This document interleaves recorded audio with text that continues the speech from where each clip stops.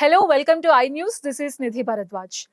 ఇప్పుడు కరెంట్ జనరేషన్లో ఇప్పుడు సొసైటీలో ఫ్రీడమ్ అనే నేమ్ని తీసుకుని లిమిట్స్ క్రాస్ చేసి బిహేవ్ చేయడం ఆర్ ఎక్స్ట్రీమ్ లెవెల్స్కి వెళ్ళడం అండ్ దాన్ని మనం ఎలా ఆపొచ్చు, ఎలాంటి ప్రివెంటివ్ మెజర్స్ తీసుకోవచ్చు, అలానే women empowerment and women safety ఇలాంటి ఇంపార్టెంట్ టాపిక్స్ అన్నిటి మీద కూడా డిస్కస్ చేయడానికి మనతో సోషల్ యాక్టివిస్ట్ రత్న గారు ఉన్నారు. హలో అండి, నమస్తే. హలో అండి, నమస్తే. బాగున్నాను. నేను ఇప్పుడు చెప్పినట్టే ఫ్రీడమ్ అనేది యాక్చువల్గా చాలా ఇంపార్టెంట్ ఒక మనిషికి. సో ఆ ఫ్రీడమ్ అనే పేరుని తీసుకుని ఇప్పుడు ప్రెసెంట్ లిమిట్స్ క్రాస్ చేసి బిహేవ్ చేయడం అండ్ ఏదైనా చేయొచ్చు మా ఇష్టం. ఇప్పుడు ఇంట్లో పెద్దవాళ్ళు పేరెంట్స్ ఏదైనా చెప్పినా నా ఇష్టం, నేను ఇంతే చేస్తా, లేకపోతే ఇట్లా ప్రతి ఆస్పెక్ట్ లో ఇది ఎక్కువ అయిపోతుందనే ఒపీనియన్ చాలా మందికి ఉంది. సో ఈ ఆస్పెక్ట్ ని మీరు ఎలా చూస్తారు? ఎవరి ఫ్రీడమ్ గురించి? అమ్మాయిల ఫ్రీడమ్ గురించి అండ్ అబ్బాయిల ఫ్రీడమ్ గురించి. ఒకప్పుడు థ్రెట్ అటు నుంచి ఇటు ఉండేది, ఇప్పుడు రివర్స్ లో అమ్మాయిలకి థ్రెట్, అంటే అమ్మాయిల నుంచి అబ్బాయిలకి థ్రెట్. సో దాన్ని చాలా మంది ఈ మధ్య కాలంలో particularly talking about women. So being a women నాకు ఇది చెప్పడానికి కూడా కొంచెం డిఫికల్ట్ గానే ఉంది. బట్ ప్రెసెంట్ సిచ్యువేషన్ బయట చూస్తే ఈక్వల్లీ ఉన్నాయి, లేదని చెప్పట్లేదు కానీ, బట్ ఒకప్పుడు లేదు, ఇప్పుడు విమెన్ నుండి స్టార్ట్ అయింది. So how do you see this thing? అట్లని నేను అనుకోవట్లేదండి. ఎందుకంటే కొన్ని విషయాలు ఇప్పుడు బాగా బయటకు వస్తున్నాయి, జరుగుతున్న విషయాలు. కొన్ని వాళ్ళు తీవ్రవాద ధోరణితో బిహేవ్ చేస్తున్నమాట వాస్తవం.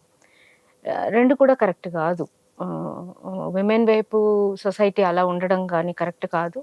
విమెన్ ఇలాంటి యాక్షన్స్లోకి వెళ్ళడం కూడా కరెక్ట్ కాదు, నాట్ యాక్సెప్టబుల్. సో ఇది బేసికలీ అంటే ఇప్పుడు మేము యాక్టివిస్టులుగా గత 25 ఏళ్ల నుంచి విమెన్ రైట్స్ కోసము ఫైట్ చేస్తున్నాం. అంటే అర్థం ఏంటి, 25 ఏళ్ల నుంచి కాదు, అంతకుముందు నుంచి కూడా విమెన్ మీదనే ఎక్కువ నేరాల జాబితా ఎక్కువ ఉండేది. ఇప్పుడు విమెన్ ఇప్పుడు అక్కడక్కడ వాళ్ళు కూడా నేరధోరణితో బిహేవ్ చేస్తున్నారు. అంతకుముందు కూడా విమెన్లో నేరధోరణి ఉండేది, అత్త రూపంలోనో ఇంకొక రూపంలోనో. ఏ మనతోటి జీవించిన ఒక స్త్రీని, మనతోటే ఉన్న ఒక అమ్మాయిని అమాంతం కిరోసిన్ పోసి పెట్రోల్ పోసి తగలబెట్టే అంత ధోరణులు కూడా ఉండేవి. అంటే ఇది ఇలాంటి ఈ భావజాలము, ఇలాంటి ఈ యాక్టివిటీ ఒక వ్యక్తి నుంచో వ్యక్తిత్వం నుంచో రావట్లేదు, ఒక వ్యవస్థ నుంచి వస్తుంది. సో ఏదైతే విమెన్ డిస్క్రిమినేషన్ సొసైటీ ఉందో ఆ సొసైటీలో women has been treated as వల్నరబుల్గా ఉండింది. మేమేమైనా అనొచ్చు, మేమేమైనా చెయ్యొచ్చు, ఆమె ఏం చేసినా మేము కామెంట్ చేయొచ్చు లాంటివి ఉండేటివి. ఆ వ్యవస్థలో స్త్రీల మీద పురుషులు మాత్రమే అన్యాయాలు చేయలేదు, స్త్రీల మీద స్త్రీలు కూడా చేశారు. సో నేనేమంటానంటే నేరాన్ని కానీ తప్పును కానీ ఏ ఒక వర్గానికి నేను ఎప్పుడు ఆపాదించను. ఎందుకంటే ఇది ఒక మేల్ డామినేటెడ్ సొసైటీ. ఈ సొసైటీలో ఆ భావజాలను నింపుకున్నటువంటి విమెన్ తప్పులు చేస్తారు. ఆ భావజాన్ని నింపుకున్నటువంటి విమెన్ ఇంకొక విమెన్ వైపు దాష్టికాన్ని ప్రదర్శిస్తారు. సో అది అప్పుడు తప్పే, ఇప్పుడు తప్పే. ఫస్ట్ ఈ కరెక్షన్ ఎక్కడ జరగాలి అంటే ఈ జెండర్ ఈక్వాలిటీ సెన్సిటివిటీని పెంచాలి. సో జెండర్ ఈక్వాలిటీని మనం ఎప్పుడు టీచ్ చేస్తామో అమ్మాయిలలో మనం అనుకుంటున్న ధోరణులు కూడా తగ్గే అవకాశం ఉంటుంది. ఎందుకంటే మనిషి వ్యక్తిగా కొంత చెడు ఉంటాడు, కొంత మంచి ఉంటారు. సో మంచి వాళ్ళు ఉంటారు, చెడు వాళ్ళు ఉంటారు. బట్ మంచి వాళ్ళే సొసైటీలో అధిక శాతం ఉంటారు, చెడ్డ పనులు చేసే వాళ్ళు ఎక్కువ ఉంటారు. ఈ చెడ్డ పనుల్ని ఒక విమెన్కే ఆపాదించాల్సిన అవసరం లేదు. సో విమెన్కి కరెక్ట్గా అంటే ఏంటి, అక్కడ మనం చూస్తున్నాం ఏమున్నా ఏం జరిగినా విమెన్ తప్పు చేయకూడదు అన్నదాన్ని చూస్తున్నాం. ఇప్పుడు కంపారిటివ్లీ నేరాలు 1000 కేసులు మెన్ మీద నమోదైతే ఒక 10 to 20 కేసెస్ విమెన్ మీద నమోదు అవుతూనే చాలా ఆడవాళ్ళు తప్పులు చేసేస్తున్నారు, నేరాలు చేసేస్తున్నారు అని అంటున్నాం. Even though I'm not encouraging the activity. So ఇప్పుడు అవి జరుగుతున్నాయి, బయటకు వస్తున్నాయి కాబట్టి ఆడవాళ్ళ ఈ ధోరణి పెరిగిందని మనం మాట్లాడుతున్నాం. మరి మగవాళ్ళ ఆ ధోరణి ఎందుకు తగ్గలేదు, అది కూడా మనం మాట్లాడాలి కదా. సో నా ఉద్దేశంలో ఏంటంటే విమెన్ ఇలాంటి ధోరణి పెంచుకున్నారని నేను అనట్లేదు. మనుషుల మధ్య ఒక మానవత్వ సంబంధాలు, మనుషుల మధ్య ఒక చట్టాన్ని గౌరవించే వ్యక్తిత్వము, మనుషుల మధ్య ఒక ఈక్వాలిటీ సెన్స్ అనేది తగ్గింది అని నేను అనుకుంటున్నాను. సో హ్మ్. ఇప్పుడు ఇంత మాట్లాడుకున్న తర్వాత నాకు వచ్చిన డౌట్ ఏంటి అనంటే, అబ్బాయిలు మేల్ డామినేటెడ్ సొసైటీలో ఉన్నప్పుడు అమ్మాయిలకు అలాంటి ఫీలింగ్స్ రావటం, వాళ్ళని తక్కువ చేస్తున్నట్టు చూడడం, ఇలాంటి మైండ్ సెట్‌లో అలాంటి వాతావరణంలో పెరిగి ఆ మైండ్ సెట్‌కి రావడం ఇట్స్ డిఫరెంట్. బట్ ఇప్పుడు రీసెంట్‌గా మనం చూస్తున్న కేసెస్ చాలా ఎక్కువైపోతున్నాయి. ఆ కేసెస్ అన్నిట్లో గూడా అబ్బాయిలు ఇన్నోసెంట్స్. అమ్మాయిలు చంపేసినా గాని, చీట్ చేసినా, ఏం చేసినా అది తీసుకోలేక వాళ్ళు సూసైడ్ చేసుకొని చనిపోవడం. సో, అక్కడ గిల్టీ ఆర్ విమెన్. అబ్బాయిలైతే ఇన్నోసెంట్ గానే ఉన్నారు. సో, ఒక ఇన్నోసెంట్‌గా అంటే ఇన్నోసెంట్ ఇన్ ద సెన్స్ మంచి అబ్బాయి. సో, తను ఎలాంటి మేల్ అంటే డామినేషన్ చూపించకుండా లవ్లీగా, కేరింగ్‌గా ఉన్నప్పటికీ ఎందుకు ఇలాంటి కేసెస్ జరుగుతున్నాయి? అంటే ఏం రీజన్స్ అయి ఉంటాయనేది. ఇప్పుడు మీరు చెప్పినట్టుగా అబ్బాయిల నేచర్, ఆ అబ్బాయిలు కొంచెం సెన్సిటివ్‌గా ఉండటము, ఇన్నోసెంట్‌గా ఉండటము, వల్నరబుల్‌గా అనిపియడము వల్ల వాళ్ళకి అగైనెస్ట్ ఉన్న విమెన్ ఇలాంటి తప్పుడు పనులకి దిగి ఉండవచ్చు అనేది నా ఉద్దేశం. అక్కడ నేను నిన్ను డ్యామేజ్ చేయాలా, నువ్వు నన్ను డ్యామేజ్ చేయాలా అన్నది కాదు. ఒక రివెంజ్ మోడలా లేకపోతే కక్ష సాధింపు చర్యలా ఎందుకు చేస్తారు అన్నది చాలా ఇంపార్టెంట్. అది మెన్ గాని, విమెన్ గాని. ఇండియాలో దారిన పోతున్న ఒక అమ్మాయిని కూడా ఏ సంబంధం లేకుండా, ఏ కక్ష లేకుండా తీసుకునెళ్ళి ఏం చేస్తారు? చెప్పండి. ఏం చేస్తారు? కాళ్ళు తీసేస్తారా? ఏం చేస్తారు? డెఫినెట్‌గా రేప్ చేసి. Why this stigma? అంటే ఒక అమ్మాయి దొరికితే ఇదే మనం చేయగలం. కక్ష కూడా అవసరం లేదు. అవును. నాకు అమ్మాయి దొరికింది అక్కడ ఫిజికల్లీ నీడ్ ఉందా లేదో కూడా మనకు తెలియదు. అమ్మాయి ఒంటరిగా దొరికింది. ఆమె పాపం 70 ఏళ్ల మహిళ కూడా కావచ్చు. 5 ఏళ్ల పాప కూడా కావచ్చు. అమ్మాయి దొరికింది అంటే అటెంప్టే, ఇంకా వేరేది ఏం లేదు.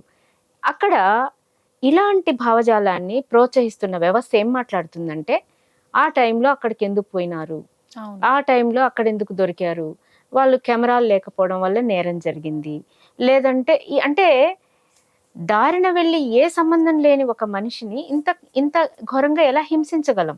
అంటే కొట్టరు, తిట్టరు, కళ్ళు తీసేరు, కాళ్ళు తీసేరు, ఓన్లీ రేప్ చేస్తారు.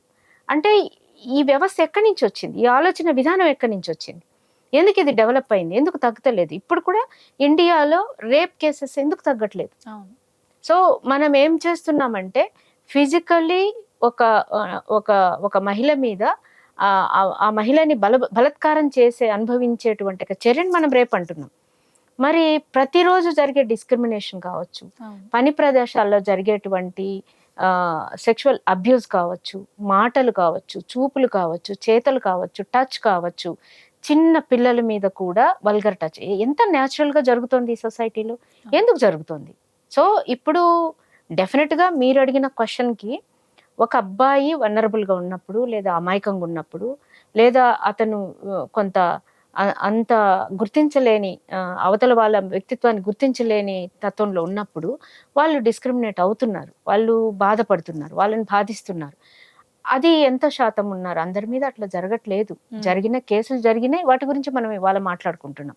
ఇవి జరగక ముందు నుంచి కూడా ప్రతి వ్యక్తులుగా గౌరవించబడాలన్న విషయాన్ని మనం ఎందుకు బోధించుకోవట్లేదు? అమ్మాయిని గాని అబ్బాయిని గాని యూఆర్ ద ఈక్వల్ పర్సన్స్ అన్నది ఎందుకు చెప్పట్లేదు? మీరు చూడండి, పెళ్లిళ్ళు ఎలా జరుగుతాయి? సాంప్రదాయబద్ధంగా జరుగుతాయి. ఎన్ని పెళ్లిళ్ళు రిజిస్టర్ మ్యారేజ్ లో జరుగుతున్నాయి? జరగవు. అంటే కంపారిటివ్లీ చాలా తక్కువ పర్సెంటేజ్ జరగవు. సంప్రదాయబద్ధంగా పెళ్లిళ్ళు జరుగుతాయి. విడాకులు ఎలా అవుతాయి? చట్టపరంగా ఇట్స్ నాట్ కంపారబుల్. అవును. నువ్వు పెళ్లి కూడా కొన్ని సిద్ధాంతాల ప్రకారమే చేసుకోవాలి. పెళ్లిలో ఏం బోధిస్తుంది? పెళ్లి చర్యలు అది ఏ మతం అన్నది నేను చెప్పట్లేదు. ఏ మతమైనా పెళ్లి ఏం బోధిస్తుందంటే బోత్ ఆర్ నాట్ ఈక్వల్ అని చెప్తుంది. బోత్ ఆర్ నాట్ ఈక్వల్ అని చెప్తుంది. అక్కడ తల్లిదండ్రులు తగ్గి ఉండాలి, ఇక్కడ తల్లిదండ్రులకి అధికారాలు ఉంటది అన్నది మన సిస్టంలో ఉంది. మన సిస్టంలో ఉన్నప్పుడు మళ్ళీ చట్టం దగ్గరికి వెళ్ళి నువ్వు వద్దనుకున్నప్పుడు విడాకులు ఎందుకు? సో ఒక కాన్స్టిట్యూషన్ ని దేశం దేని ద్వారా పరిపాలించబడుతుందో ఆ విధానాన్ని అనుసరించాల్సిన అవసరం పౌరులకు ఉంటుంది. చట్టాల అవగాహన తీసుకోవాల్సిన అవసరం పౌరులకు ఉంటుంది. చట్టాల అవగాహన కల్పించాల్సినటువంటి బాధ్యత ప్రభుత్వాలకి, వ్యవస్థలకు ఉంటాయి. చట్టాల అవగాహన కల్పించినప్పుడు ఇప్పుడు for example dowry system abolished. Dowry సిస్టమే పోయినప్పుడు మాకు తెలిసి, మీకు కూడా తెలిసి, 200 కేసుల్లో డౌరీ కేసులో శిక్షలు వేసిన జడ్జి గారు కూడా కూతురికి కట్నం ఇస్తారు. What a simple thing is happening here. 200 కేసులు వరకట్న వేధింపుల అరెస్టులు చేసిన, జైలుకు పంపించిన అధికారులు, పోలీస్ అధికారులు కూతురికి కట్నం ఇస్తారు, చెల్లెలకి కట్నం ఇస్తారు. ఎక్కడ ఇంప్లిమెంటేషన్ ఉన్నది? న్యాయ వ్యవస్థలో ఇంప్లిమెంటేషన్ లేదు. అసలు ఎన్నో సంవత్సరాల క్రితమే డౌరీ, సింపుల్ థింగ్ కదా. సరే, డౌరీ సిస్టంలో డౌరీ ఇవ్వద్దు, వేరే అమ్మాయికి వేరే వాళ్ళకి ఇచ్చి పెళ్లి చేస్తున్నాం, ఆస్తి వాటా ఇవ్వచ్చు కదా, ఆస్తి హక్కులు ఉన్నాయి కదా. అంటే చెప్పుకోవడాలు వేరుంటున్నాయి, పాటించడం వేరుంటున్నది. పుస్తకాల్లో ఒకటి ఉండి బయట ఒకటి ఉంటున్నది. సో ఈ వ్యవస్థలో మనం పెరగటం వల్ల నిన్ను నేను దాడి చేయొచ్చు, నాకు కసి వస్తే నన్ను నువ్వు దాడి చేసినట్టే నిన్ను నేను దాడి చేస్తాను అన్నటువంటి ధోరణి పెరిగింది ఇప్పుడు అని నేను అనుకుంటున్నాను. సో మనం ఇందాక మాట్లాడుకున్నట్టు rape, which is a very sensitive topic. ఇప్పుడు మీరు చెప్పినట్టే కనిపిస్తే ఎలాంటి రిలేషన్ ఉండదు, పాత కక్షలు ఉండవు, ఏముండవు. ఒక అమ్మాయి ఒంటరిగా కనిపించింది, no matter what her age is, 70 ఏళ్ళు అవ్వచ్చు, 5 ఏళ్ల చిన్నపిల్ల అవ్వచ్చు, ఈవెన్ మంత్స్ బేబీ పైన జరిగిన కేసెస్ కూడా మనం చూసాం. అండ్ సెన్సేషనల్ కేసెస్ ఇండియాలో ఒక నిర్భయ కానివ్వండి, లేదంటే దిశ, ఇట్లాంటి పెద్ద పెద్ద కేసెస్, అంటే అక్కడి నుంచి నేర్చుకోవడానికి అట్లీస్ట్ స్కోప్ ఉంది. ఇట్లాంటివి జరుగుతున్నాయి, సో ఎలా ప్రివెంట్ చేయొచ్చు. సో ఇలాంటివి జరుగుతుంటే కూడా ఇక్కడ వచ్చే కేసెస్ మాత్రం తగ్గట్లేదు కౌంట్. దాన్ని ఎలా, ఎంతవరకు మనం ఏం చేస్తే ప్రివెంట్ చేయగలం? వాటి ఏ కేసెస్ తగ్గట్లేదు? Rape cases. ఓకే. అంటే ఇప్పుడు నిర్భయ, దిశ లాంటి కేసెస్ చూసిన తర్వాత, వాళ్ళకి శిక్ష పడిన తర్వాత, ఆర్ ఇలాంటివి జరుగుతున్నాయని పోనీ ఇటు సైడ్ అమ్మాయిల నుంచి మనం ఎంతవరకు జాగ్రత్తగా ఉండాలి అనే పాయింట్ చూసి వీళ్ళు నేర్చుకోవడానికి కానీ, లేదంటే పేరెంటింగ్ అయినా, మన ఇంట్లో ఉన్న ఇప్పుడు నీకు అక్క ఎలా ఉందో బయట వెళ్ళే అమ్మాయి కూడా అలాంటిదే, నీ చెల్లి లాంటిదే, no you shouldn't do this అని అట్లీస్ట్ అబ్బాయిలకి నేర్పించడం కానీ, ఎక్కడ మిస్టేక్ జరుగుతుంది, ఎందుకు కేసెస్ తగ్గట్లేదు, అసలు సొసైటీలో ఏం జరుగుతుంది? You got the good point, మంచిగా చెప్పారు.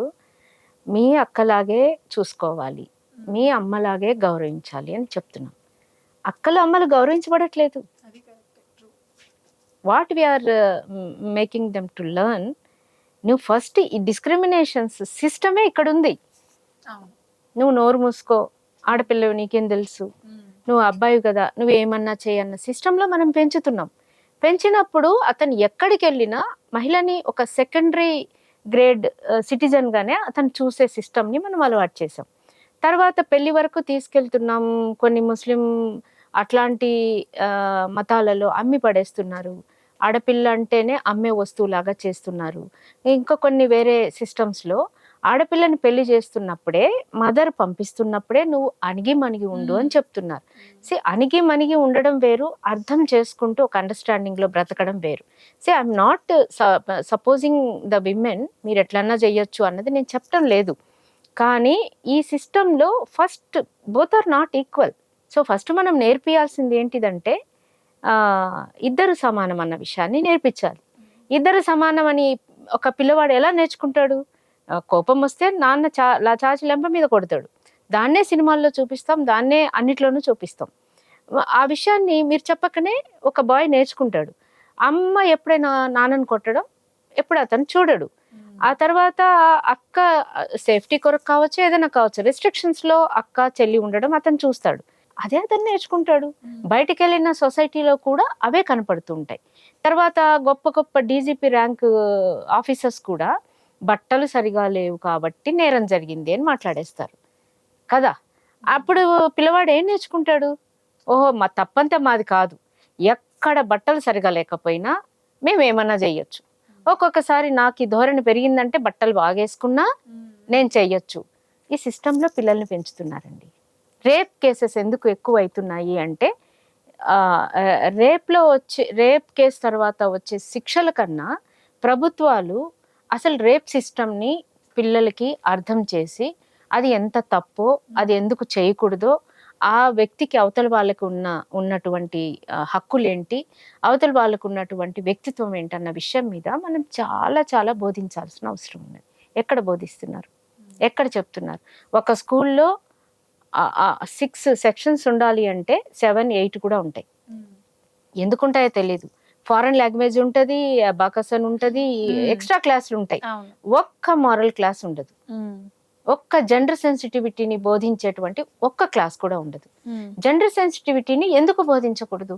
ఇప్పుడు ఇప్పుడు ఇప్పుడు వస్తున్న లేటెస్ట్ యుగంలో పురాణ కథలు నేర్చుకుంటున్నారు. అవును. పురాణ కథలలో డిస్క్రిమినేషన్ ఉండే, విమెన్ తక్కువ మెన్ ఎక్కువ అనేది ఉండే. ఇంకా వాటినే మనం బోధించే విషయాలుగా తీసుకున్నప్పుడు నేరాలు తగ్గే అవకాశం ఎక్కడుంది? ఇప్పుడు విపరీతమైన ధోరణులు ఏమంటే అమ్మాయిలు కూడా తిరగబడి ఇంకా వాళ్ళ మీద వీళ్ళు కూడా నేరాలు చేయడం మొదలు పెడుతున్నారు. రెండు కరెక్ట్ కాదు కదా. సో ఇప్పుడు అమ్మాయిలు ఇట్లా బిహేవ్ చేయడానికి what I feel one of the important factors social media అని కూడా మనం చెప్పొచ్చు. డెఫినెట్గా, డెఫినెట్లీ. ఎందుకంటే సో ఈ సోషల్ మీడియా అనేది ఎప్పుడైతే స్టార్ట్ అయిందో, might be on Instagram, YouTube, Facebook, what ever, అది స్టార్ట్ అయినప్పటి నుంచి కూడా అమ్మాయిలు కూడా వాళ్ళ వేషధారణ అప్పటి వరకు వాళ్ళు ఒక పద్ధతిగా నార్మల్ గా ఉంటే కూడా కమింగ్ సోషల్ మీడియాకి వచ్చేసిన తర్వాత సెలబ్రిటీస్ ని చూసో లేదంటే వాళ్ళని చూసో వీళ్ళని చూసో మేము కూడా ఇలా చేయాలి, మేము కూడా ఇట్లా వెస్టర్న్ అవుట్ఫిట్స్ వాట్ ఎవర్, అది నేను దాన్ని ప్రాపర్ గా నేమ్ చేయలేను, మేము కూడా చేస్తాం, మేము కూడా రివీలింగ్ క్లోత్స్ వేసుకుంటాం, మేము కూడా వల్గర్ కాంటెంట్ చేస్తాం. దాన్ని వాళ్ళు ఎలా చూస్తున్నారంటే ఇప్పుడు ఇది పాష్, ఇది కూల్, ఇట్లా ఉంటేనే బాగుంటుంది ఈ రోజుల్లో, మాకు అటెన్షన్ వస్తుంది, ఫాలోవర్స్ వస్తారు. అండ్ సోషల్ మీడియా ఓపెన్ చేస్తే కూడా లైక్ హాఫ్ పైన కాంటెంట్ అంతా వల్గర్ కాంటెంట్, ఎలాంటి రిస్ట్రిక్షన్స్ గైడ్ లైన్స్ కూడా యాప్స్ ఇవ్వట్లేదు. సో దీన్ని గవర్నమెంట్ ఏ రకంగా అంటే ఇప్పుడు వీటిని బ్యాన్ చేస్తే అట్లీస్ట్ ఆల్రెడీ టిక్ టాక్ అనేది అప్పుడు ఒకటి బ్యాన్ అయింది, బట్ జనాలందరూ కూడా ఎంత ఎడిక్ట్ అయిపోయారంటే దాని నుంచి ఇన్స్టాగ్రామ్కి వచ్చేయడం. సో వాళ్ళు ఏంటంటే చాలా మంది మనం కేసెస్ కూడా చూసాం, ఎవరో ఇప్పుడు ఇన్స్టాగ్రామ్ లో బ్యాడ్ కమెంట్స్ పెట్టారనో సూసైడ్ అటెంప్ట్స్ చేయడం, లేకపోతే ఫాలోవర్ ఇన్స్టాగ్రామ్ త్రూ పరిచయం అయ్యి అక్కడ క్రైమ్స్ కి స్కోప్, ఇలాంటివన్నీ సోషల్ మీడియా ద్వారా చాలా క్రైమ్ రేట్ అనేది పెరిగింది. సో మీరు ఎలా చూస్తారు ఈ ఆస్పెక్ట్ ని, సోషల్ మీడియా రోల్ ఎంత ఉందని అనుకుంటున్నారు? ఇప్పుడు మీరు చెప్పిన డేటా ప్రకారం ఇన్స్టాగ్రామ్ అండ్ సోషల్ మీడియా ఉన్న ఎన్ని దేశాల్లో నేరాలు ఎన్ని జరుగుతున్నాయి? అవును. ఫస్ట్ నేను ఆలోచించేది ఏంటంటే ఇవి విపరీతంగా ఉన్న అన్ని దేశాల్లో ఇలాగే జరుగుతున్నాయా? మరి ఇండియాలోనే ఎందుకు జరుగుతున్నాయి? యాక్చువల్లీ చాలా కంట్రీస్ లో క్రైమ్ రేట్ తక్కువ ఉన్న, జీరో క్రైమ్ రేట్ ఉన్న కంట్రీస్ కూడా ఉన్నాయి నిజానికి. ఇప్పుడు కూడా బీచ్ లో బట్టలు ఓన్లీ ఇన్నర్స్ వేసుకొని బీచ్ లో రెస్ట్ తీసుకొని స్విమ్ చేసేటువంటి కంట్రీస్ చాలా ఉన్నాయి. వాటిలో ఎందుకు జరగట్లేదు? ఇప్పుడు మీరు చెప్పిన టాపిక్ బట్టల మీదకి వెళ్ళింది కదా, ఓకే, మన దేశంలో అలా చేసుకోకూడదు అని మనం అనుకుందాం. అసలు ఆ క్లోత్స్ ఎందుకు వస్తున్నాయి ఇండియాలోకి? ఎవరు చేస్తున్నారు ఈ బిజినెస్? ఎవరు చేస్తున్నారు ఈ బిజినెస్? గవర్నమెంట్ ఎందుకు ఎంకరేజ్ చేస్తుంది? సో ఇప్పుడు మీరు అన్నట్లుగా వాళ్ళకి ఇష్టం వచ్చినట్టు నచ్చిన బట్టలు వేసుకుంటున్నారు, ఎక్స్పోజ్డ్ గా వేసుకుంటున్నారు. So what? నువ్వు అటెంప్ట్ చేయాలని ఎవరు చెప్పారు నీకు? వాళ్ళు ఈ రోజు వేసుకుంటారు, బోరు కొట్టినప్పుడు మానేస్తారు. ఒక స్త్రీ ఇదే బట్టలు వేసుకోవాలని, ఒక స్త్రీ ఇలాగే ఉండాలని ఎవరు శాసించారు? ఎందుకు శాసించారు? అంటే ఇక్కడ ఉన్న భావజాలం ఏంటిదంటే స్త్రీ మేము డిజైన్ చేసినట్టు ఉండకపోతే మేము ఆ స్త్రీ మీద దాష్టికం చేస్తాము, మేము అటెంప్ట్ చేస్తాము అని చెప్తున్నారు. మరి ఇప్పుడు ఒక సిస్టమ్ని అలవాటు చేసుకున్నాం కదా, రాజ్యాంగ పరంగా వ్యక్తులు ఇద్దరు సమానమని, వ్యక్తుల మధ్య ఒక సమాన భావజాలం ఉండాలని మనం ఒకటి సిస్టమ్ని అలవాటు చేసుకున్నాం. ఇప్పుడు నిజంగా మీరు చెప్పిన సిస్టమ్ ప్రకారము వాళ్ళు ఇష్టం వచ్చినట్టు రీల్స్ చేస్తున్నాడు, ఎక్స్పోజ్గా ఉంటున్నారు, ఇవన్నీ అనుకున్నప్పుడు మంచిగా శారీ కట్టుకొని ఇంట్లో కాపురం చేసుకుంటున్న వాళ్ళ మీద జరగట్లేదా? పసిపిల్లల మీద జరగట్లేదా? అంటే ఈ భావజాలాన్ని స్ప్రెడ్ చేయడంలో ఎక్కడ లోపం వచ్చింది అన్నది మనం ఆలోచించుకోవాలి. అంటే వాళ్ళు సపోజ్ అంటే ఏంటి, ఇప్పుడు ఆమె ఎక్స్పోజ్డ్గా రీల్స్ చేస్తుంది, చూడకండి, నచ్చట్లేదు కదా, మన కల్చర్ కాదు, మనకు పద్ధతి కాదు కదా, చూడొద్దు కదా, ఏమంటారు? చూడొద్దు కదా. ఇక్కడ సిస్టంలో ఫ్రాంక్గా మాట్లాడుకుంటే మంచి పనులు చేస్తే ఏమొస్తుంది? పుణ్యం వస్తుంది. పుణ్యం వస్తే ఎక్కడికి వెళ్తామండి? స్వర్గానికి వెళ్ళి ఏం చేస్తామండి? ఎక్కువ పుణ్యం చేస్తామా? ఇప్పుడు చాలా అన్నదాన అవన్నీ పెట్టి నేను చాలా పుణ్యం చేస్తారు. పుణ్యం చేసిన ఆయన స్వర్గానికి పోయినాక ఏం చేస్తారు? ఏం చెప్పింది మన కల్చర్ కానీ మన సిస్టమ్ కానీ? ఏం చెప్పిందంటే స్వర్గానికి వెళ్ళినాక they can enjoy with women. మీరు చాలా జాగ్రత్తగా ఆలోచించాలి. కల్చర్ ద్వారా కానీ ఇప్పుడు నేను చాలా విషయాల్లో అబ్బాయికి ఉరిశిక్ష పడింది అబ్బాయికి అన్నప్పుడు చాలా బాధేస్తుంది మాకు. అంటే సిస్టమ్ అంతా ఒక అబ్బాయిని ప్రోవోగేట్ చేసి నువ్వేమన్నా చేయొచ్చు అని ఎంకరేజ్ చేసి చుట్టుపక్కల ఉన్న పిల్లగాళ్ళు కూడా అరే నిన్ను చూస్తుంది కదా నువ్వేమన్నా చేయని అందరూ ఎంకరేజ్ చేసి వాడు ఏదో చేసిన తర్వాత వాడికి తీసుకెళ్లి శిక్ష వేస్తారు. వాడికి ఒక్కడికే శిక్ష వేస్తారు. నేను పొద్దున్న లేచిన దగ్గర నుంచి ఎంకరేజ్ చేసిన వాళ్ళకి కానీ ఇంట్లో ప్రోత్సహించిన వాళ్ళకి వీళ్ళకెవరికి పడట్లేదు. తప్పులు సిస్టంలో జరుగుతున్నాయండి. సిస్టమ్ని బట్టి నేర్చుకుంటారు, ఎవరైనా అదే నేర్చుకుంటారు కదా. ఇప్పుడు ఈ దేశంలో ఏం నేర్చుకోవట్లేదు. ఒక క్యూ పద్ధతి పాటించడం ఎవరికైనా వచ్చా? ఒక రోడ్ మీద మనం తొక్కులు వేయకూడదు అనేది ఎవరికైనా వచ్చా? టీ తాగిన కప్పు ఎక్కడ వేయాలనేది వచ్చా? ఇవన్నీ నేర్పించాల్సిన విషయాలు. ఇవి ఒక్కటే కాదు, ఇవన్నీ నేర్చుకున్నప్పుడు సిస్టమ్ ఒకటి ఉంటుంది గవర్నమెంట్లో. ఆ సిస్టమ్ ప్రకారం మనం ముందుకెళ్ళాలని అమ్మాయిలకి తెలుస్తుంది, అబ్బాయిలకి తెలుస్తుంది. సో రీల్స్ బ్యాన్ చేసినంత మాత్రాన ఇప్పుడు నాకు తెలిసి నా చిన్నతనం నుంచి రెడ్ లైట్ ఏరియాస్ ఉండేవి, క్యాబరే డాన్స్లు ఉండేవి. ఒక పూజ జరిగితే, ఒక ఉత్సవం జరిగితే, అది ముస్లిం ఉత్సవాలు కావచ్చు, హిందూ ఉత్సవాలు కావచ్చు, క్రిస్టియన్ ఉత్సవాలు కావచ్చు, ఏ ఉత్సవాలు జరిగినా అక్కడ ఒక డాన్స్ ఉండేది. ఎందుకు పెడుతున్నారు? ఎందుకు పెట్టారు? అక్కడ డాన్స్ అమ్మాయిలనే బట్టలు సగం వేసుకుని ఎందుకు పెడతారు? Why they encourage like that? Reels ఒక్కటి మనము స్ప్రెడ్ అవుతున్నాయి, ఆపాలనుకుంటున్నాం. సిస్టంలో ఉన్న తప్పుల్ని మనం ఆపుకోవాల్సిన అవసరం ఉంది. అదర్వైజ్ ఎవరు ఏ రకంగా బిహేవ్ చేసినా దాని మీద ఒక పద్ధతిని, ఒక కట్టడిని ప్రభుత్వాలు నిర్ణయించాలి. నిర్ణయించినప్పుడు వాళ్ళకి ఏ రకమైన నేను ఇలా పాష్గా డ్రెస్సులు వేసుకుని తిరుగుతా అన్న దాన్ని చట్టం ఇచ్చింది వాళ్ళకి. ఆ హక్కుని చట్టం ఇచ్చింది. వాళ్ళని పట్టించుకోకుండా ఉండాల్సిన బాధ్యత మిగతా వాళ్ళదనేది నా ఉద్దేశం. సో అంటే డ్రెస్సెస్ గురించి డెఫినెట్ గా మీరు చెప్పినట్టు పెద్దవాళ్ళ పైన, ఇప్పుడు చీరలు కట్టుకున్న 70 ఏళ్ల వాళ్ళ పైన, మొత్తం ఫ్రాక్స్ వేసుకున్న 5 ఏళ్ల పాపల పైన కూడా జరుగుతుంది, కాదనట్లేదు. సో పర్సంటేజ్ అనేది ఎక్కువ విమెన్ కే జరుగుతుంది అది. So naturally men are attracted towards women. Normal గా ఒక అమ్మాయిని పద్ధతిగా చూసిన దానికి, కొంచెం ఎక్స్పోజింగ్ చేస్తూ చూసిన దానికి వాళ్ళ మైండ్ సెట్ లో కొంచెం తేడా వస్తుంది. డెఫినెట్ గా మనం ఆ జెండర్ ఈక్వాలిటీ అనేది చెప్పి తీరాలి, అది అందరికీ టీచ్ చేయాలి, నో డౌట్ అబౌట్ దట్. కానీ ఇట్లా చూసిన దానికి అట్లా చూసిన దానికి వాళ్ళ మైండ్ సెట్ లో ఒక తేడా వస్తుందని మనకి తెలిసినప్పుడు, సో వై డోంట్ వి అంటే మన సైడ్ నుండి కూడా ఒక ఇనిషియేటివ్ తీసుకుని, no we need to dress properly, at least from మన సైడ్ నుండి ఇట్లాంటివి జరగకుండా అనే పాయింట్ ని మీరు ఎలా చూస్తారు? అంటే అమ్మాయిలు ఇనిషియేటివ్ తీసుకుని ఫ్రీడమ్ పేరుతో నా ఇష్టం అని కాకుండా ఎవరిని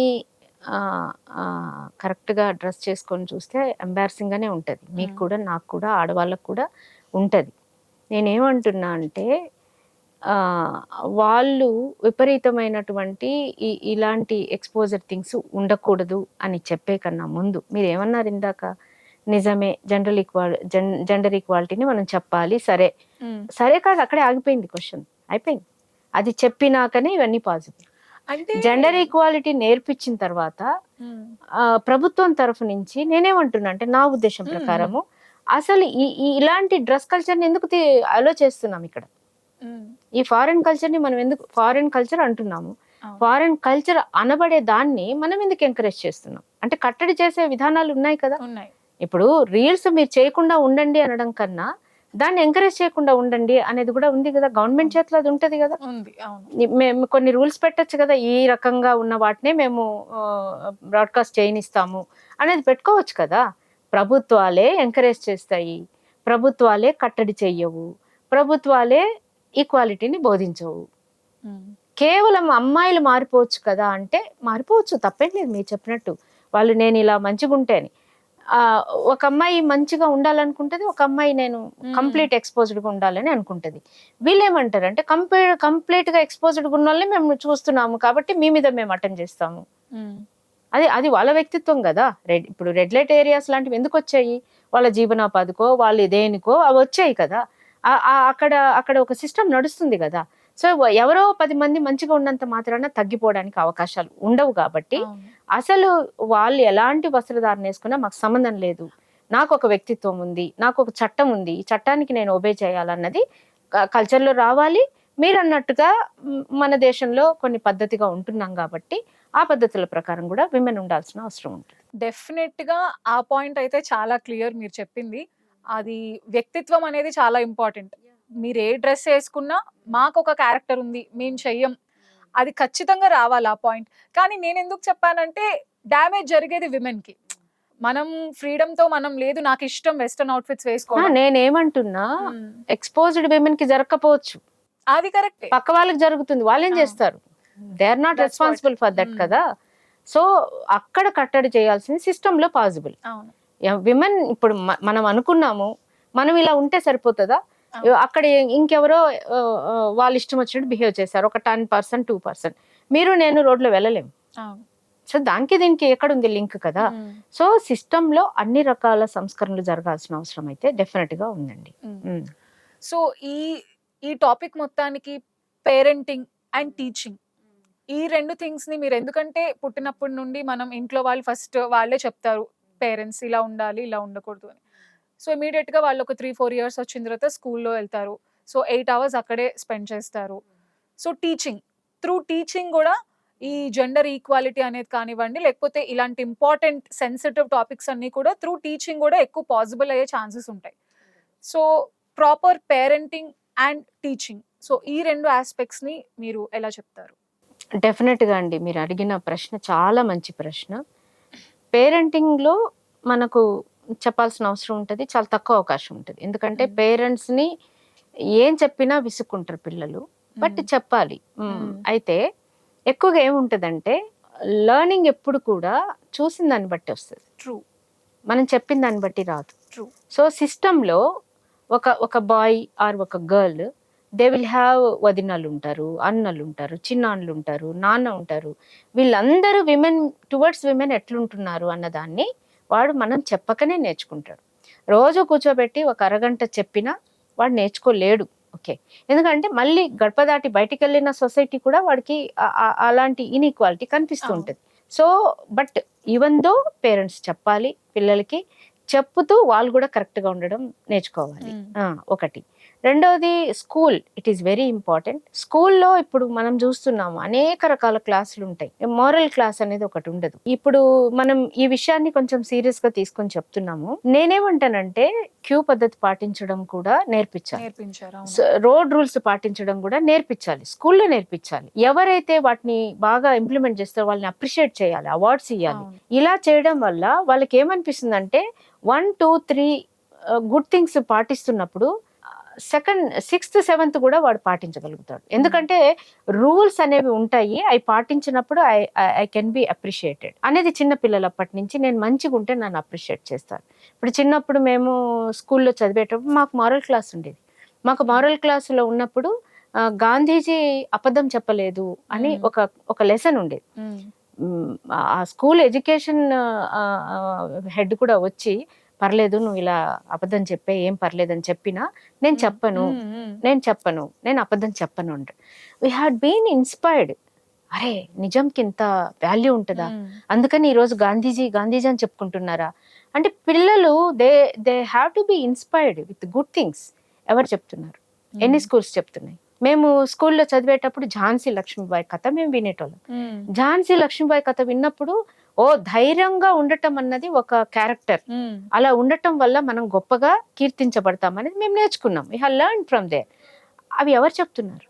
ఎక్కడ చెప్తున్నారు? సో గొప్ప విషయాలని చెప్పడం వల్ల మా పిల్లలకి నేర్పియాలి అంటే, గుడ్ సిటిజన్గా నేర్పియాలంటే రోడ్ సిస్టమ్స్ కానీ, క్యూ సిస్టమ్స్ కానీ, తర్వాత ఏమంటారు అది బ్రైబింగ్, లంచం అనేది దేశంలో ఎంత ఎలాబరేట్గా ఉందో దాన్ని పిల్లలకి టీచ్ చేయాలి. లంచం లేని దేశాలు ఎలా ఉన్నాయో టీచ్ చేయాలి.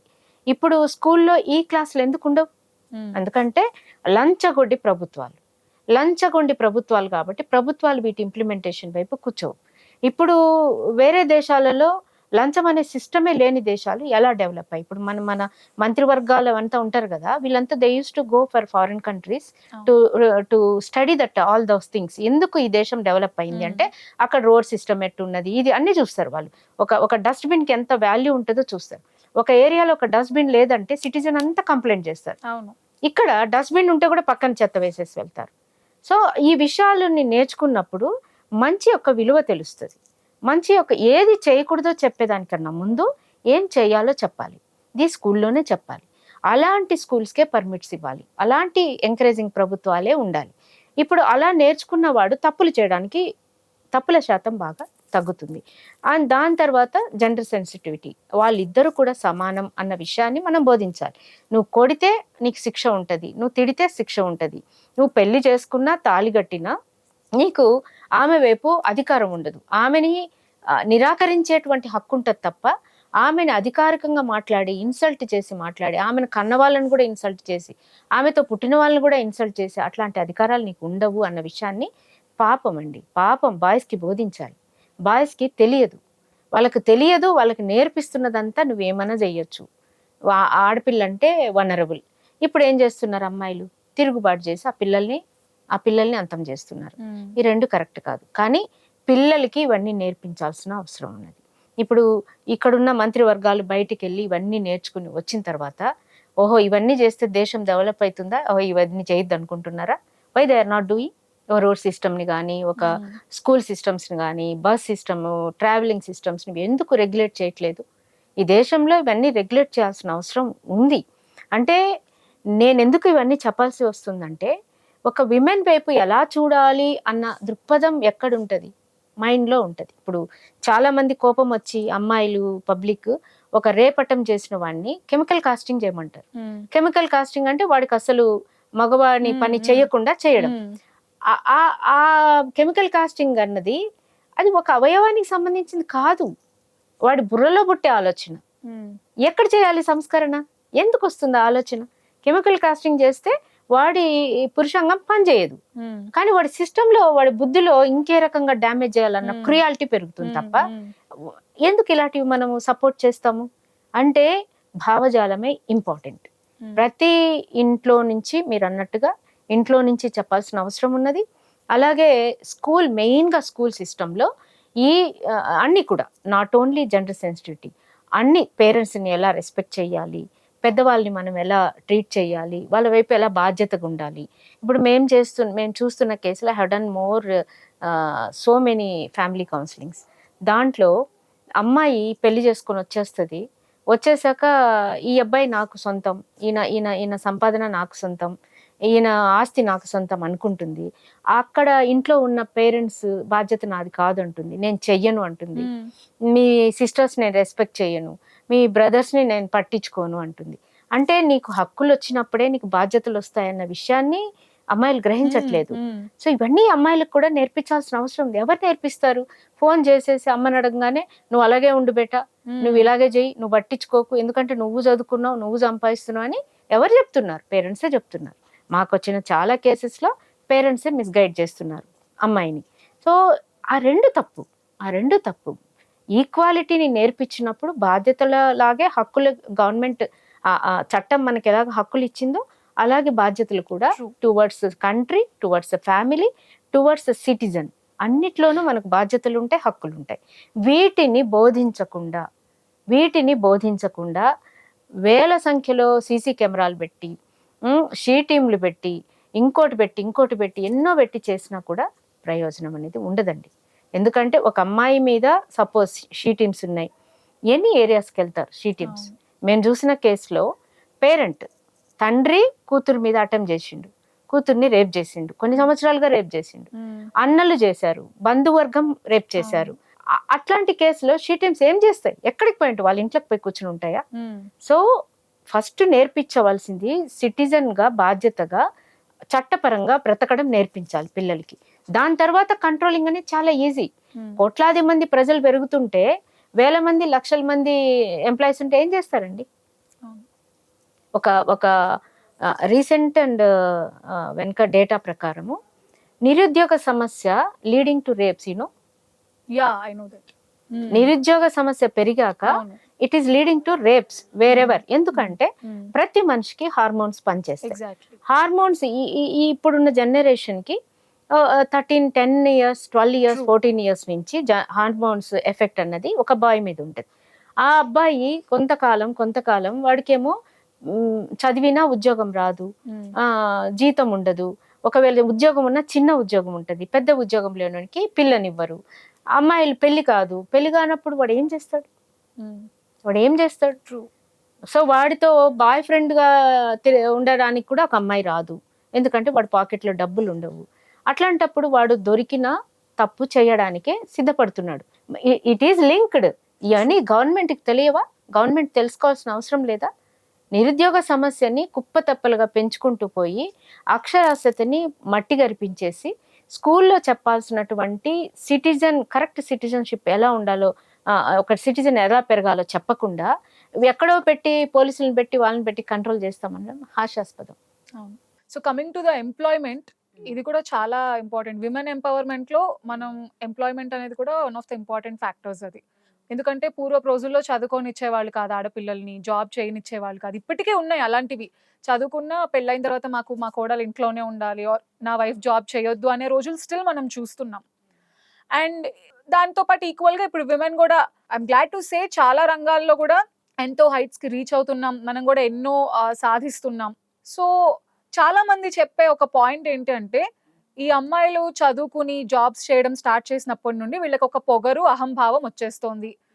ఎప్పుడైతే ఇండిపెండెంట్ నేచర్ ఎప్పుడైతే వచ్చిందో, డిపెండెంట్, ఎందుకంటే ఇది వరకు డిపెండెన్స్ గా ఉండేవాళ్ళు హస్బెండ్ మీద కానీ ఫ్యామిలీ మీద కానీ, సో కొంచెం అణిగి ఉండేవాళ్ళు అనే ఒక పాయింట్ ఉంది. ఎప్పుడైతే ఇండిపెండెంట్ గా ఉండడం నేర్చుకున్నారో, ఎప్పుడైతే వాళ్ళు కూడా జాబ్స్ చేస్తున్నారో, సంపాదించుకుంటున్నారో, ఏదైనా ఒక చిన్న డిస్టర్బెన్స్ వచ్చినప్పుడు నా కాళ్ళపైన నేను బతకగలను, సో నాకు పడాల్సిన అవసరం లేదు అని వీళ్ళు అలానే అనుకుంటున్నారు. ఇందాక మీరు చెప్పినట్టు వాళ్ళ మదర్స్ కూడా ఏం అవసరం లేదు, నువ్వేం భరించకు వచ్చే అంటున్నారు. సో ఈ ఎంప్లాయ్మెంట్ అనేది ఇట్స్ వెరీ ఇంపార్టెంట్. కానీ అది ఎంతవరకు, అంటే ఈ సిచ్యువేషన్ కి ఎంతవరకు రిలేట్ చేయొచ్చు? సో అమ్మాయిలు జాబ్ చేయడం వల్లే ఇలా బిహేవ్ చేస్తున్నారు, సో వాళ్ళని జాబ్ చేయనియొద్దు అనే వాళ్ళని కూడా మనం చూస్తున్నాం. సో మీరు ఈ ఆస్పెక్ట్ ఎట్లా చూస్తారు? యాక్చువల్గా ఇప్పుడు మీరు అడిగిన క్వశ్చన్లోనే చాలా పెద్ద తప్పుడు భావజాలం ఉంది. ఎంప్లాయ్మెంట్కి ముందు ఆడవాళ్ళు పని చేయలేదా? చేయలేదా? ఇంట్లో చేస్తున్న పని కాదా? డెఫినెట్ గా పని కదా. దే హ్యావ్ నాట్ బీన్, అంటే అంతకు మునుపు చేసిన పనిలో వారికి విలువ ఇవ్వలేదు కాబట్టి, వాళ్ళకు ఒక ఆర్థిక ప్రతిపత్తి కల్పించబడలేదు కాబట్టి, వాళ్లకు నిర్ణయాధికారంలో భాగస్వామ్యం లేదు కాబట్టి, విమెన్ అరే బయటకెళ్ళి సంపాదిస్తేనే నా సంపాదన అన్న భావజాలాన్ని ఇక్కడ పెంచి పోషించారు కాబట్టి విమెన్ ఈ రకంగా ఆలోచిస్తున్నారు. సో ఇప్పుడు మన రిజిస్ట్రేషన్స్ చూడండి, ఇళ్ళ రిజిస్ట్రేషన్స్, ఫ్లాట్ల రిజిస్ట్రేషన్స్ మెన్ మీద ఉన్నాయా? విమెన్ మీద, ఆడవాళ్ళ పేర్ల మీద, మగవాళ్ళ మీద ఆస్తులు ఉంటాయి. జనరల్ గా ఆస్తులన్నీ మగవాళ్ళ మీద ఉంటాయి. నిర్ణయాధికారాలు ఇంట్లో ఏముంటాయి? నిర్ణయాధికారాలన్నీ కూడా ఆ ఇంటి పెద్ద అనంగానే ఏమంటారు ఎవరైనా? ఆ ఇంట్లో ఉన్నటువంటి పెద్ద అంటే పురుషుడు, మేల్ పర్సన్ నే ఇంటి పెద్దగా. అంటే ఎక్కడ కూడా ఆమెకి సెకండరీ గ్రేడ్ సిటిజన్షిప్ లాగా ఆమెను ట్రీట్ చేయడం జరుగుతుంది. ఈ భావజాలం తర్వాతే ఇది వచ్చిందని ఎందుకు ఆలోచించట్లేదు ఆమెకు? ఇప్పుడు ఈ రోజుల్లో అండి నేను చెప్పగలను, ఇంటి పనులు చూసుకోకుండా, ఎవరో ఒకరు చూసుకోకుండా జరగదు. ఇంటిని చూసుకోవాలి, పిల్లల్ని చూసుకోవాలి, బాధ్యతలు పాటిస్తూ చేయాల్సి వస్తుంది ఉద్యోగాలు చేస్తే. అంటే బయట చేస్తున్న ఉద్యోగానికి, బయట చేస్తున్న అవర్స్కి టైం ఉంటుంది కదా. అంటే మనం ఒక సపోజ్ ఫర్ ఎగ్జాంపుల్, మేల్ ఎంత జాబ్ చేసినా అతనికి ఒక సాటర్డేనో సండేనో హాలిడే ఉంటుంది. ఏం చేస్తారు సండే చెప్పండి? వాళ్ళు హ్యాపీగా రిలాక్స్ అవుతారు. రిలాక్స్ అవుతారు, ఎందుకంటే రిలాక్స్ అవ్వకుండా తిరిగి పని చేయలేరు. కానీ అదే ఇంట్లో ఆ విమెన్ కి ఆ రోజు డబల్ పని ఉంటుంది. డబల్ పని ఉంటుంది. పోనీ ఒక మండే ఆమెకు లీవ్ ఉంటుందా? ఒక ట్యూస్డే ఉంటుందా? వెనస్డే ఉంటుందా? పోనీ ఒక పండగ అంటే ఎందుకు లీవ్ ఇస్తుందండి గవర్నమెంట్? To enjoy. పండగ రోజు ఏం చేస్తారు? ఆడవాళ్ళకి ఇంకా ఎక్కువ పని ఉంటుంది, డబల్, త్రిబుల్, 4 times పని ఉంటది. అసలు ఆ పని గుర్తించబడట్లేదు కదా, ఆ పనికి రెస్పెక్ట్ ఇవ్వబడట్లేదు కదా. ఇవ్వబడలేదు కాబట్టే మేము చదువుకుంటే మాకు గౌరవం ఉంటది, మేము ఉద్యోగాలు చేస్తేనే మేము తెచ్చే డబ్బులకి విలువ ఉంటది, మాకు ఉండట్లేదన్న భావజాలం పెరిగింది, విమెన్ లో వచ్చింది. తల్లిదండ్రులు కూడా, అమ్మ నువ్వు ఏ రోజు వాడు మెడబెట్టి బయటికి గెంటేసినా నువ్వు బతకగలగాలి, మేము ఉన్నా లేకున్నా నీ కాళ్ళ మీద నువ్వు అన్న భావం వచ్చింది అక్కడి నుంచి కదా. సో ఇప్పుడు ఏమంటున్నారంటే, ఒక అమ్మాయిని చూస్ చేసుకుంటే పెళ్లి సంబంధాల్లో కూడా ఎంత ప్యాకేజ్ అండి? 6 లక్షలు వద్దులే, 10 లక్షలు అమ్మాయిని చూద్దాం. ఎంత కట్నం ఇస్తారండి? 10 లక్షలు ఇస్తారో, 25 లక్షలు, 25 లక్షలు అంటే కార్ ఇస్తారా, బండి ఇస్తారా? అంటే అమ్మాయి తెచ్చే వస్తువులన్నిటినీ మనం క్యాలిక్యులేట్ చేస్తాం. ఇవన్నీ సంపాదించుకొచ్చిన అమ్మాయి, ఉద్యోగం చేస్తున్న అమ్మాయికి ఒక వ్యక్తిత్వం ఉంటుంది, ట్రూ. ఆ అమ్మాయికి ఒక మైండ్ సెట్ ఉంటది, ఆలోచనలు ఉంటాయి, ఆశయాలు ఉంటాయి అని ఎందుకు మనం గ్రహించట్లేదు? నువ్వు వచ్చావు మా ఇంటికంటే అంటే నేను ఇక్కడ మనం చెప్పాలి. నేను ఇందాకే చెప్పాను, ఒక ఇంటికి వచ్చేసాక ఒక అబ్బాయి నా సొంతం, ఆడ ఆస్తి నా సొంతం, నేను ఈ అబ్బాయిని మాత్రమే కేర్ చేస్తా, వాళ్ళ ఫ్యామిలీని కేర్ చేయడం అనడం ఎంత అది కూడా తప్పే. నేను కాదని చెప్పట్లేదు. కానీ విమెన్ ఎక్కడైతే రెస్పెక్ట్ చేయబడట్లేదో, ఆమె శక్తి ఎక్కడైతే క్యాలిక్యులేట్ చేయబడట్లేదో, ఆమెని ఈ రోజు రాత్రి నాకు కోపం వస్తే రేపు రాత్రి 12ంటికి మెడబట్టి గెంటేస్తాడు. ఆ ఇంటి ఊడ్చేది ఆమె, తుడిచేది ఆమె, క్లీన్ చేసేది ఆమె, ఆ ఇంటిని బంగారం లాగా చూసుకునేది ఆమె. ఒక్క నైట్ కోపం వస్తే మెడబట్టుకుని బయటికి గెంటేస్తాడు, వెళ్ళిపో మీ పుట్టింటికి. అంటే ఏం చెప్తున్నావు నువ్వు? నీకు అక్కడ స్థానం లేదు, ఇక్కడ స్థానం లేదు అని చెప్తున్నప్పుడు వీళ్ళకు ఇప్పుడు మీరు అన్నారు కొన్ని అహంకారము గర్వము వచ్చాయని. అహంకారము గర్వం అనొచ్చా, లేకపోతే వాళ్ళు కూడా మీలాగే ప్రవర్తిస్తారనొచ్చా? డెఫినెట్ గా. అంటే అది నా ఒపీనియన్ కాదు, లైక్ జనరల్ గా. యా మీ ఒపీనియన్ కాదు, మనం వాడాల్సిన పదాలు వాడాము, మనం అక్కడ వాటిని ఏటిగా తీసుకుంటున్నామండి. అందుకే మీ క్వశ్చన్ లోకి వేరుకెళ్ళాను నేను. ఎక్కడైతే దాన్ని ఆ ప్రైవసీని, ఆ సెల్ఫ్ రెస్పెక్ట్ ని ఎక్కడైతే మనం అహంకారము ఇదేని అంటున్నామో, కొన్ని వందల సంవత్సరాలుగా జరిగిన అహంకారము, దోపిడీ విధానము వాళ్ళని ఇలాగా ప్రవర్తించేలా చేస్తుంది. సో అగైన్ మనం ఏం చెప్పాలంటే అసలు ఈక్వాలిటీనే మనం బోధించాలి. ఆమె అలా బిహేవ్ చేయకూడదు, ఈయన కూడా ఇలా బిహేవ్ చేయకూడదు.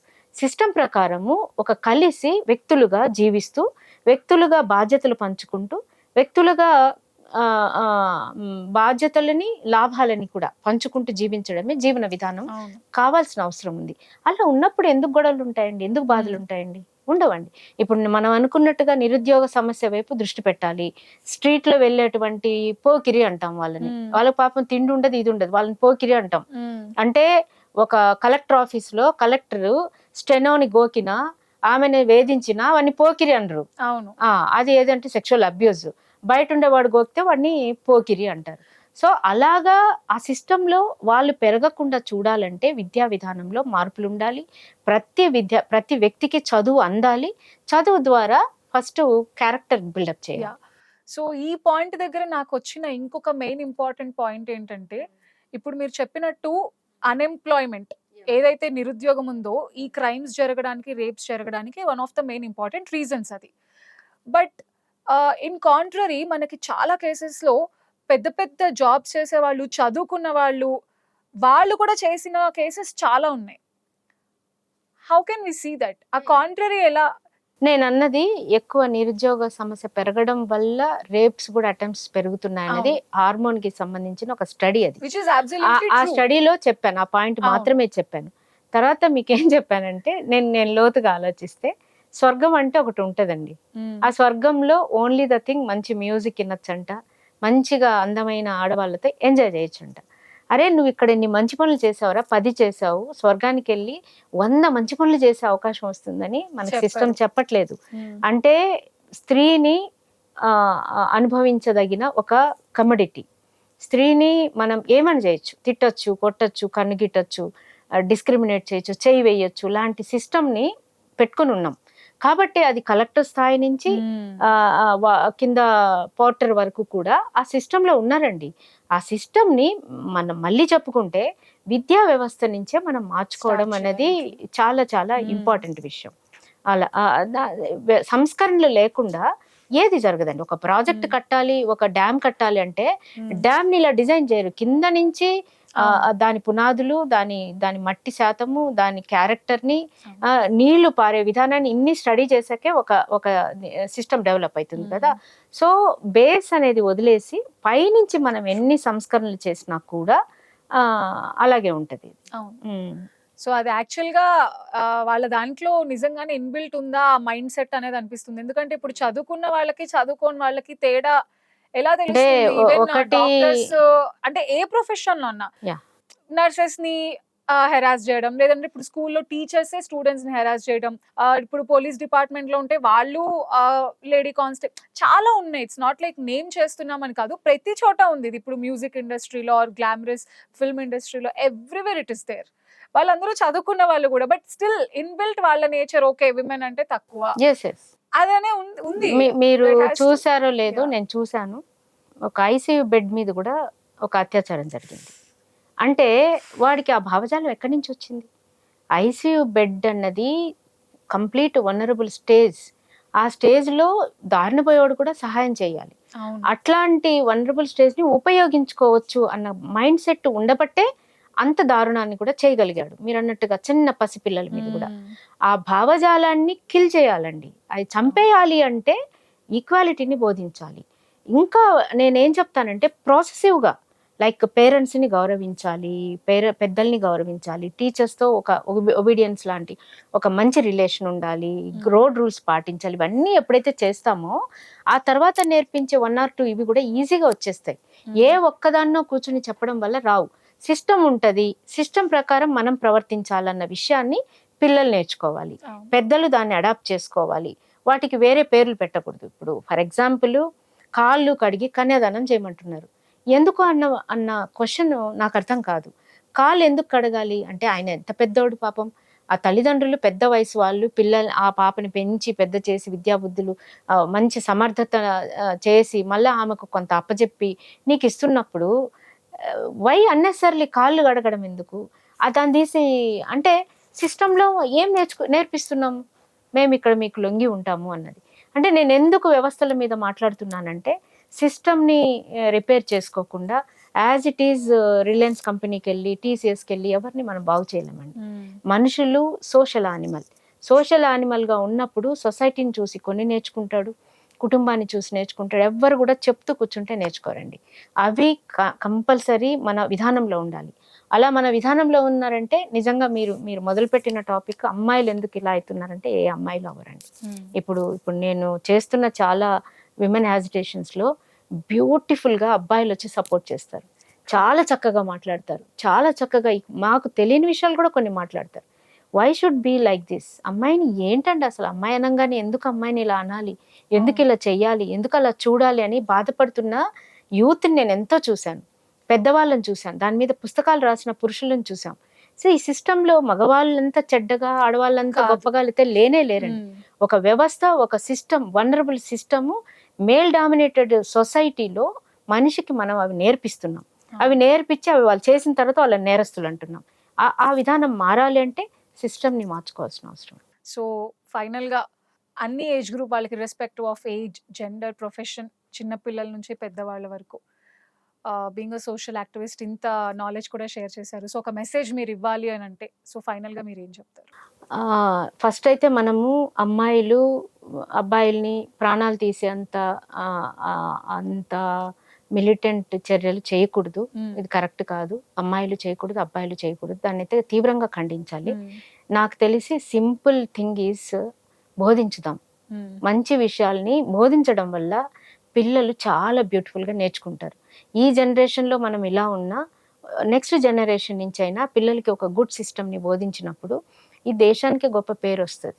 ఇప్పుడు రీసెంట్ దీంట్లో మోస్ట్ అన్‌సెక్యూర్డ్ కంట్రీగా భారతదేశం నిలబడ్డం అన్నది సిటిజన్‌గా మనందరం కూడా తలదించుకోవాల్సినటువంటి వ్యవస్థ.